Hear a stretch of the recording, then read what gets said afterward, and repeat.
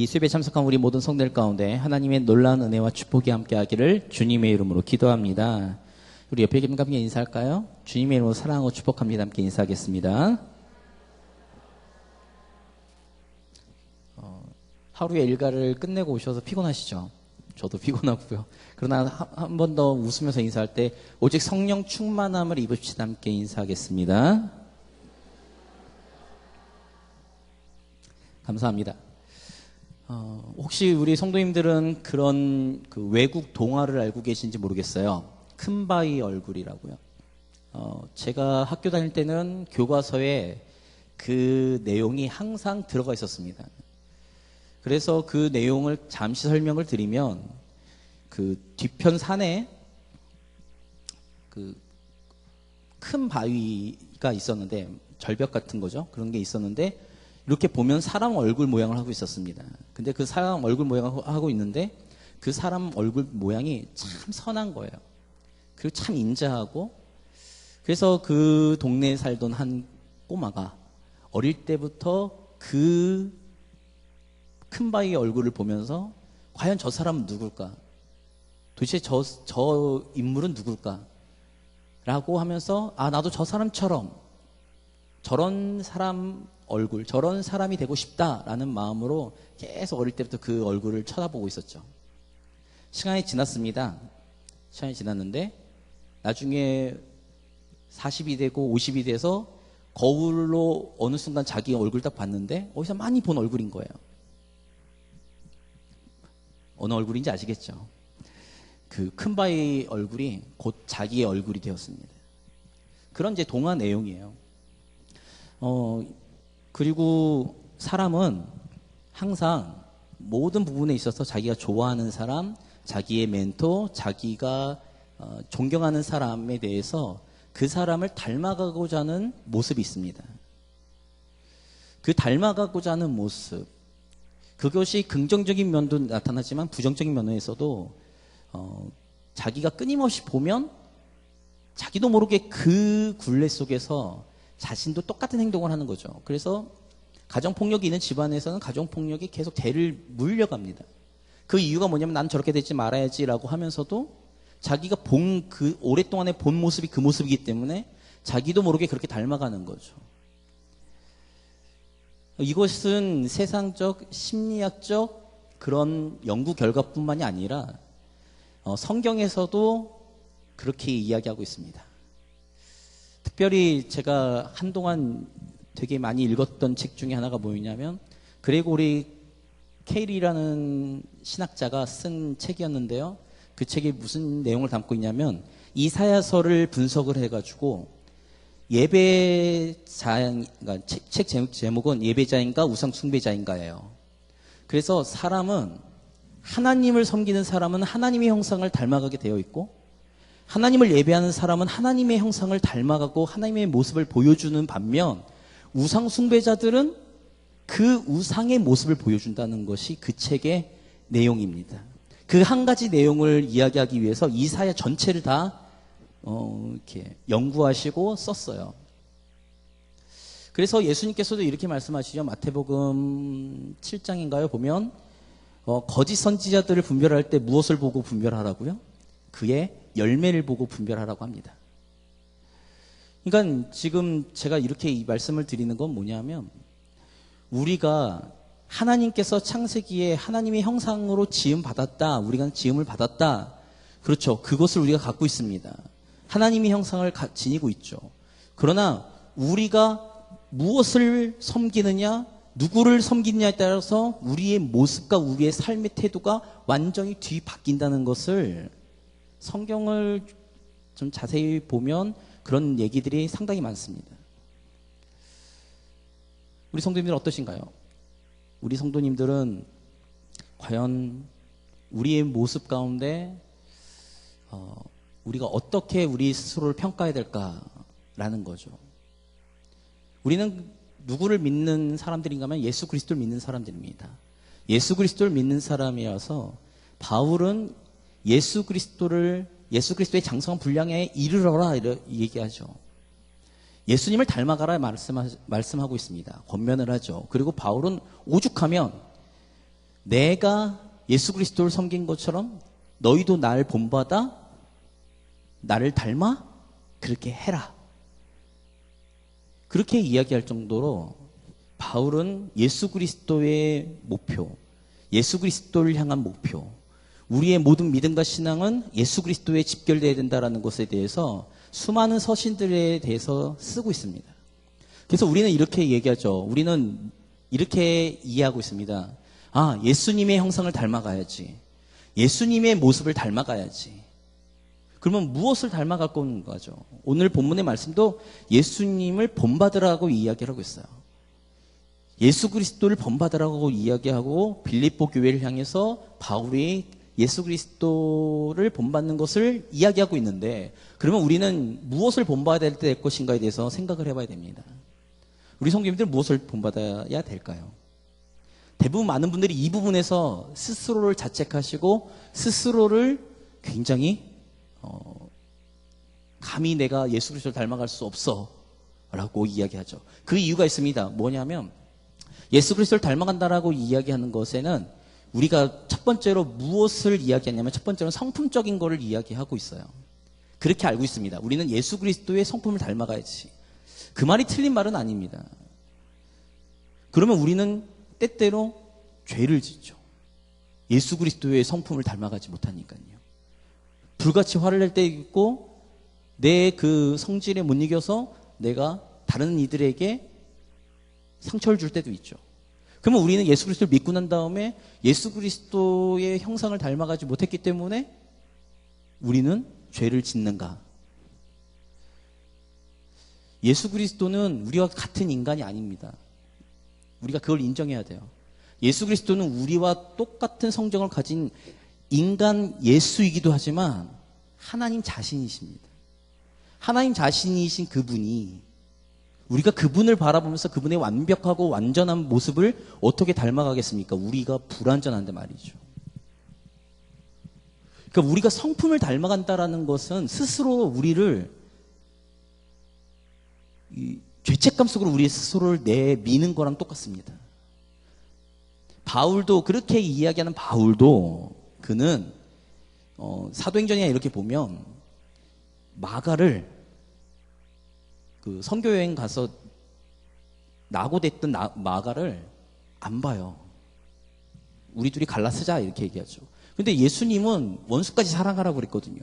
마가가 원수인가요? 아니죠. 근데 바울은 그래요. 그럼 바울도 문제가 있는 거예요. 그의 성품에도 뭐가 문제가 있는 거죠. 그럼 바울은 예수 그리스도를 닮아라 얘기했을 때 성품적인 걸 얘기하는 것은 아니라고 생각을 합니다. 우리가 또 생각하는 건 뭐냐면 예수 그리스도를 닮는다, 본받는다는 것은 성향적인 걸 닮아야 되는가? 만약에 우리가 성향적인 걸 닮아야 된다면 하나님께서 우리를 퍼스널리티를 주지 않죠. 개별성을 주지 않습니다. 우리는요, 하나님의 한 사람 한 사람이요, 하나님의 작품입니다. 믿으십니까? 우리는 하나님의 작품이에요. 근데 예수 그리스도가 온전하고 예수 그리스도가 하나님이시고 우리가 본받아야 될 사람이니까 목표니까 우리가 예수 그리스도의 성향으로 닮아가야 된다? 죄송하지만 성향 절대 안 바뀝니다.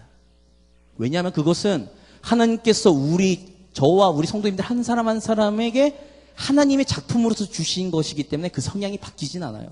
근데 우리가 성향을 바꾸려고 하는 거죠. 그러니 얼마나 힘듭니까? 고역이죠. 그리스도를 본받는 것이 무엇인가? 그리스도의 장성한 분량에 이르는 것이 무엇인가죠.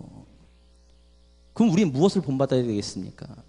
그럼 우리는 하나님의 말씀에 바울의 그 권면에 온전하게 순종할 수 없는 사람들이네요. 그렇게 되죠? 바울은 예수 그리스도를 본받으라는 이야기를 오늘 빌립보서 2장 1절에서 11절에 아주 구체적으로 얘기하고 있습니다. 구체적으로 얘기하고 있는데 단 하나예요. 핵심은 이겁니다. 말씀 한번 보겠습니다. 5절입니다. 5절부터 8절까지 같이 읽겠습니다. 너희 안에 이 마음을 품으라. 곧 그리스도 예수의 마음이니 그는 근본 하나님의 본체시나 하나님과 동등됨을 취할 것으로 여기지 아니하시고 오히려 자기를 비워 종의 형체를 가지사 사람들과 같이 되셨고 사람의 모양으로 나타나사 자기를 낮추시고 죽기까지 복종하셨으니 곧 십자가에 죽으심이라. 바울이 예수 그리스도를 본받으라고 하는 것은 예수 그리스도의 마음을 본받으라죠. 예수 그리스도의 마음이 뭔가요? 겸손한 마음입니다. 겸손한 마음을 본받으라는 거예요. 우리가 예수 그리스도의 장성한 분량에 이른다는 그 목표는 뭐냐면 우리의 성품적인 걸 개조하는 것이 아니고요. 우리의 성향적인 것을 개조하는 것이 아닙니다. 무엇이냐면 예수 그리스도가 하나님과 본체시고 하나님과 동등되시지만 하나님 밑으로 내려가서 스스로 겸손해지시고 스스로 낮아지셔서 그 낮아지시는 게 어디까지 낮아지시는가? 신적인 존재이신 예수 그리스도가, 삼위일체이신 예수 그리스도가 인간의 몸을 입고 이 땅에 내려오기까지죠. 피조물의 몸을 입고 내려오기까지인데 내려와서 끝난 것이 아니라 십자가의 죽으심까지 겸손하셨다는 거예요. 바울은 우리에게 예수 그리스도의 장성한 분량, 예수 그리스도의 마음을 본받으라고 이야기할 때 이 겸손한 마음을 이야기하고 있습니다. 근데 우리는 자꾸만 다른 걸 생각하는 거죠. 그래서 스스로 나는 변할 수 없는 사람인가 봐. 나는 변할 수 없는 인간인가 봐. 하나님 앞에 아무리 내가 매달려도 나는 온전하게 예수 그리스도를 본받을 수 없는 사람인가 봐. 이렇게 스스로를 자책하죠. 그 자책은 사단이 주는 겁니다. 예수 그리스도는 절대 우리가 성품적으로, 성향적으로 닮아갈 수 없는 완벽한 분이십니다. 완전하신 분이죠. 그 완전하신 분을 불완전한 우리가 어떻게 닮아가겠습니까? 우리 안에 아직도 죄성이 있고 우리는 그 죄성에 매일매일 넘어지는 사람들이고 우리는 그렇게 살 수 없는 인간들이니까요. 겸손한 마음, 이 겸손한 마음을 왜 중요하게 생각하는가라고 했을 때 이겁니다. 창세기 3장에 아담과 하와가 타락했던 가장 근본적인 목적은 하나님처럼 되는 거였어요. 하나님처럼 된다는 것은 뭐냐면 하나님의 통치를 받지 않고 하나님의 다스림을 받지 않고 하나님의 말씀에 순종치 않고 내 마음대로 살겠다는 거죠. 그래서 우리는 아이 태어나면서부터 죽는 그날까지 우리는 우리의 그 욕심에 따라 살 수밖에 없는 아주 연약한 존재들입니다.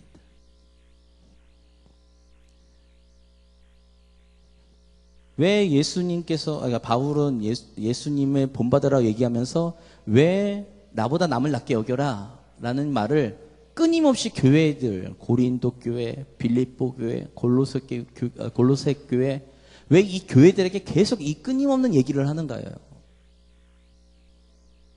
그것을 우리는 깨달아야 되죠. 그래서 우리가 먼저 겸손해져야 될 것은 첫 번째로 하나님 앞에 겸손해야 됩니다.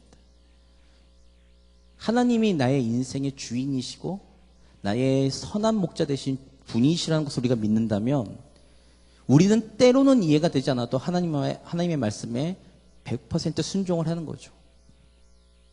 아브라함이 그랬듯이, 요셉이 그랬듯이, 모세가 그랬듯이 끊임없이 하나님 앞에 무릎을 꿇는 겁니다. 구약 성경을 보면 끊임없이 믿음의 사람들은 하나님 앞에 무릎을 꿇었던 사람들이에요. 하나님은 그것을 믿음으로 보셨죠. 하나님의 말씀에 순복하고 하나님의 이름 앞에 무릎 꿇고 자기 자신을 하나님의 백성으로 하나님을 나의 왕으로 모셨던 그 사람들, 그것을 하나님은 믿음이라고 보셨습니다. 그래서 우리는 하나님 앞에 겸손해야 돼요. 우리 스스로가 하나님 앞에 내세울 곳이 있다고 하더라도 우리는 하나님 앞에 겸손해야 됩니다. 그러면 하나님 앞에 한다는 것은 하나님의 말씀과 하나님의 뜻 가운데 우리의 삶을 굴복시켜 나가는 거죠. 그래서 보면요, 특별히 구약의 선지자들을 보면 선지자들은 절대 자신의 말을 하는 사람들이 아니었습니다. 자기 목에 칼이 들어와도 자기 말을 하는 사람들이 아니었어요. 자기 말을 하는 것이 아니라 하나님의 말씀을 대언하는 사람들이었죠. 그것이 나에게 비록 피해가 오고 내가 비록 그 하나님의 말씀을 선포함으로 내 목숨에 위협을 갖는다 한다 할지라도 하나님 앞에 무릎 꿇는 것, 그것이 선지자들과 믿음의 사람들, 구약에 나타난 사람들이죠. 그걸 전적으로 잘 나타내는 예가 다니엘서입니다. 다니엘과 세 친구들 보면 사자굴에 들어가요. 왕을 섬기지 않았다고, 왕의 신상에 절하지 않았다고, 그리고 왕 대신에 하나님 앞에 기도했다고. 그들은 사자굴에 들어가고 풀무불에 들어가죠. 근데 어떤 일이 벌어집니까? 하나님이 그들을 보호하셨죠. 그것을 눈으로 보여주는 장면이 다니엘서입니다. 그들은 하나님의 이름 앞에, 하나님 앞에 그들은 겸손했고 하나님만을 섬기기로 결정했던 사람들이기에 그들은 어떤 어려움이 있더라도 자신들의 믿음을 굴복시키지 않았다는 거죠. 그것은 하나님 앞에 겸손한 마음을 가질 때만 가능합니다. 내 뜻을 주장하기보다는 하나님의 뜻을 내가 선택하는 거고, 내 계획과 내 생각을 주장하기보다는 하나님의 생각과 하나님의 계획을 의지하는 거죠. 그것이 하나님 앞에 겸손한 사람들이고 그것이 그리스도를 본받는 첫 번째입니다. 왜요? 하나님을, 예수 그리스도가 그의 말씀 앞에 온전히 죽기까지 순종하셨기 때문에 그렇습니다. 우리가 예수 그리스도를 본받는다는 것은 예수님께서 가신 그 길을 걷는다는 거죠. 우리가 우리의 십자가를 지고 간다는 것은 무엇이라고 생각하냐 하면, 저는 하나님의 말씀 앞에 내 생각, 내 계획, 내가 가지고 있는 그 모든 것을 다 포기하고 하나님의 말씀에 순종해 가는 것, 그것이 내 십자가를 지는 거라고 저는 확신합니다.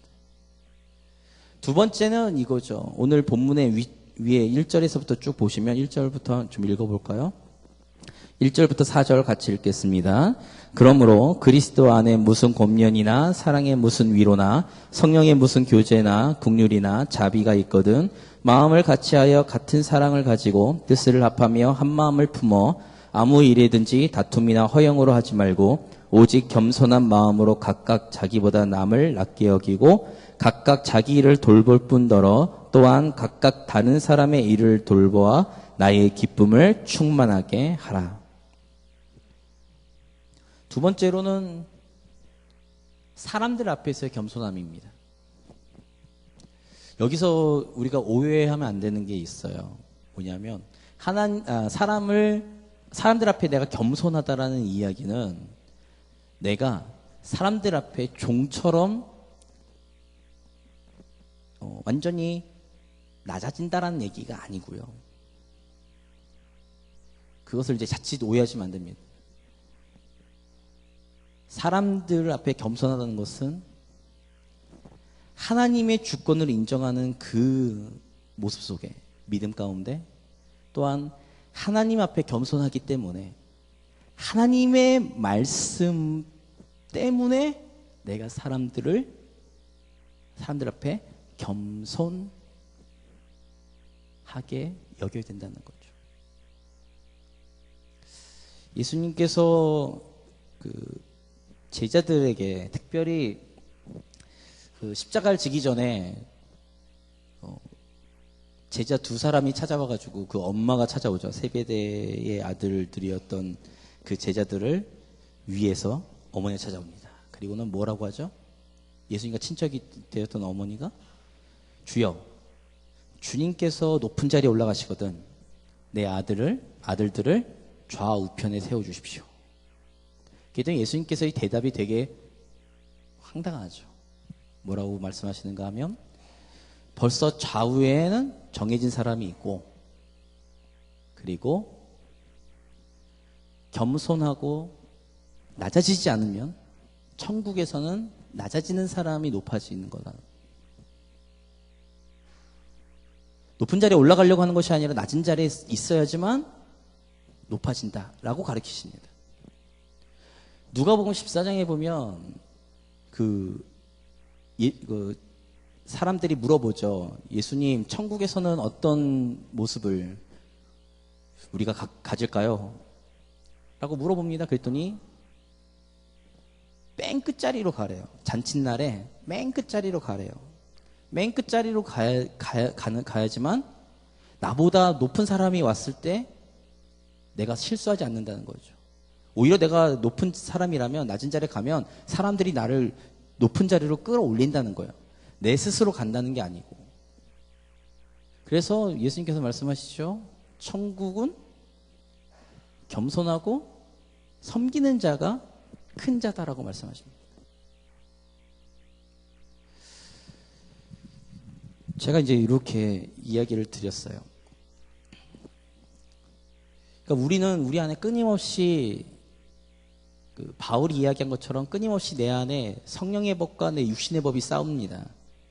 성령의 법과 육신의 법이 싸우는데 가장 핵심은 뭐냐면 내가 내 자신을 드러내는 것이 우리의 아주 기본적인 성향입니다. 내가 내 자신을 드러내고 내 자신을 나타내지 않으면 못 견디는 것이 우리의 모습입니다. 죄인된 우리의 모습이죠. 근데 예수님께서는 끊임없이 나타내지 말라고 이야기합니다. 바울 사도를 비롯해서 사도들이 성경을 통해서 계속 끊임없이 우리에게 이야기하는 건 뭐냐면 겸손하라는 거예요. 사랑하라는 거죠. 누구를요? 내 지체들을요. 그리고 주를 믿지 않는 사람들까지도요. 그것의 가장 이면은 하나님께서 그것을 원하시기 때문에 그렇습니다. 세상에 있는 사람들과 우리가 별반 다르지 않아요. 성향이나 성품이나 우리가 추구하는 거나 별반 다르지 않습니다. 별반 다르지 않는데 하나님 이름 때문에 우리는 성도로서 그리스도인으로서 교회로서 하나님의 나라를 보여주어야 되는 의무와 책임이 있습니다. 근데 어느 순간 우리는 그거에 대해서 별로 생각하지 못하고 있죠. 현실에 내 눈앞에 있는 나의 문제, 나의 고민, 나의 고통 이런 것들 때문에 그렇죠. 어느 순간 우리는 하나님의 나라를 잊어버렸습니다. 하나님의 나라에 대해서 우리는 자꾸만 그 먼 하나님의 나라보다는 나를 희생하는 하나님의 나라보다는 내 것을 드러내야 되고 나의 원하는 것을 추구하는 그러한 우리의 모습이 어느 순간 자리 잡고 있지 않는가 우리가 좀 돌아봐야 될 것 같습니다. 우리 성도님들은 어떠신가요? 저는 아직도 이게 머리로만 알지 이 삶 가운데서 치열하게 싸우고 있습니다. 아직도 싸우고 있고 죽는 그날까지 아마 싸워야 되지 않을까 싶고요. 그러나 그것이 우리의 모습입니다. 그러니까 우리가 예수님을 통해서 우리가 배워야 될 것은 거창한 것이 아니에요. 솔직히 말씀드리면. 아주 거창한 것이 아닙니다. 우리가 성품이 좀 부족해도 성향이 조금 문제가 있어도 내 삶 가운데 어떤 내 모습 가운데 약하고 연약한 부분들이 많아도 그래 내가 내 자아와 내 어떤 정신 건강이 건강한 사람이나 약한 사람이나 내가 잘난 사람이나 못난 사람이나 상관없이 우리가 동일하게 할 수 있는 것은 오직 예수 그리스도의 겸손한 마음을 품는 것은 지금부터도 가능합니다. 평생을 바꿔보십시오. 성향과 성품 바뀌지 않습니다. 절대 못 바뀝니다. 그러나 그대의 성향과 내 성품이 문제가 많아도 죄악 가운데 문제가 많아도 하나님의 말씀 앞에 하나님의 이름 앞에 예수 그리스도의 십자가 앞에 우리가 우리 스스로를 굴복시키고 그것을 포기하는 모습 그래서 하나님의 말씀과 하나님의 뜻을 따라 살려고 하는 우리의 모습을 보면 사람들은 하나님의 모습, 예수 그리스도의 마음을 경험해진다는 거죠. 우리 성도들에게 하나님께서 원하신 건 바로 이겁니다. 교회 안에서도 이것이 필요합니다. 교회 안에서도 서로가 서로를 화합하고 서로가 서로를 인정하고 나보다 남을 낮게 여기는 우리 일신교회 가운데 천국을 경험할 줄 믿으시기 바랍니다. 천국은 섬기는 자들이 가득한 곳입니다. 천국은 예수 그리스도를 본받아 겸손하고 하나님과 사람들 앞에 겸손하고 낮으며 섬기는 사람들이 가득한 곳입니다. 저는 우리 성도님들에게 감히 부탁을 드리자면 천국 가기 전에 우리가 일신교회에서 그것을 조금이라도 맛보았으면 좋겠어요. 우리 교회 안에서 그것들을 맛보았으면 좋겠습니다. 그래서 작은 예수들로 예수의 겸손한 마음을 본받는 성도가 한 명 한 명 늘어나면 날수록 우리 교회가 천국을 보여줄 수 있는 그러한 교회가 될 줄 믿으시기 바랍니다. 그러기 위해서는 제일 중요한 거는 오늘 이 시간 우리 스스로가 결단하고 하나님 앞에 여호수아처럼 오직 주만 섬기겠다. 다윗처럼 나는 하나님의 왕이지만 나는 하나님의 목자일 뿐이지 왕은 하나님이시라고.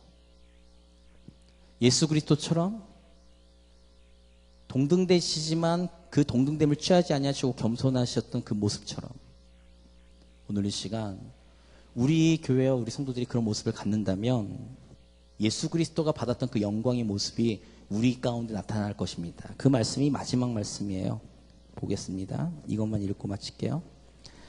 9절부터 11절까지입니다. 같이 읽겠습니다.